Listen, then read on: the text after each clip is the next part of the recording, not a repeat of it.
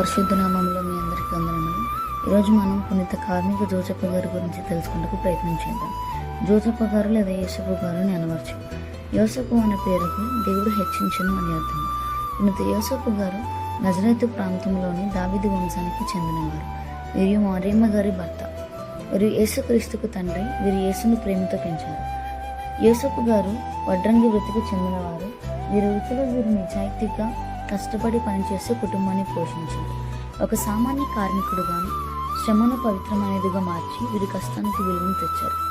1955 సంవత్సరంలో మే 1వ తేదీన ఇటలీ దేశంలోని రోము నగరంలో 12వ భక్తినాథ పయస్ పోపు గారు జోసెఫ్ గారు కార్మికులకు ఆదర్శమని, వారి వల్ల ప్రతి ఒక్కరు విధేయత కలిగి జీవించాలని మే 1వ తేదీన పునీత కార్మిక జోసెఫ్ గారి పండుగగా జరుపుకోవాలని ప్రకటించారు. 1889 సంవత్సరంలో పునీత 13వ పోపు లియో గారు వీరిని పవిత్ర కుటుంబ రక్షకులుగా లేదా తిరు కుటుంబ రక్షకులుగా భావించాలని చెప్పారు.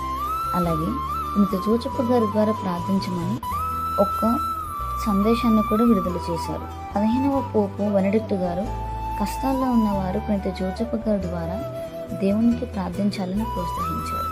పునీత జోసెఫ్ గారు యేసుక్రీస్తు మరియు మరియమ్మ గారి హస్తాల్లో మంచి మరణం పొంది పరలోక ప్రాప్తి పొందారు.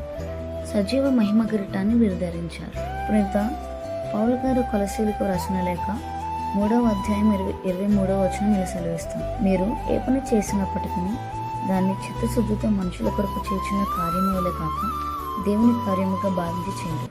ఏలైనగా పునీత జోసెఫ్ గారు ఒక కార్మికుడుగా తన ప్రతి పనిని మనుషుల కోసం కాకుండా దేవుని సేవగా భావించి తగ్గింపు మనసుతో చిత్తశుద్ధితో చేస్తారు. కథోలిక సంఘంలో పునీత యోసేఫ్ గారి నిజాయితీని, కృషిని జ్ఞాపకం చేసుకుంటూ మే 1వ తేదీన పునీత కార్మిక యోసేఫ్ గారి పండుగగా జరుపుకుంటాం.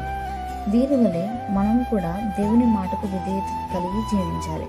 ఎలా అనగా పునీత జోసెఫ్ గారు మరియమ్మ గారు పవిత్రాత్మ ప్రభావం వలన గర్భం ధరించారని తెలియక ఆమెను విడనాడ ఉద్దేశించారు.